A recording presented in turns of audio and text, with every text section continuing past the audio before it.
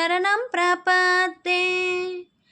ఆనందమానంద వనే వసంతము అంటే ఆనందము అనే వనములో నివసించేవాడు. ఇక్కడ ఆనందము అనే వనము అంటే వారణాసి అని కూడా అర్థం వస్తుంది. ఆనందకందం అంటే ఆనందానికి మూలమైన వాడు. హృతపాప బృందం అంటే పాపాల యొక్క సమూహాన్ని నాశనం చేసేవాడు, అంటే పాపాలు నాశనం చేసేవాడు. వారాణసీనాథం అంటే వారణాసికి అధిపతి. అనాథనాదం అంటే అనాథులకు దిక్కైన వాడు.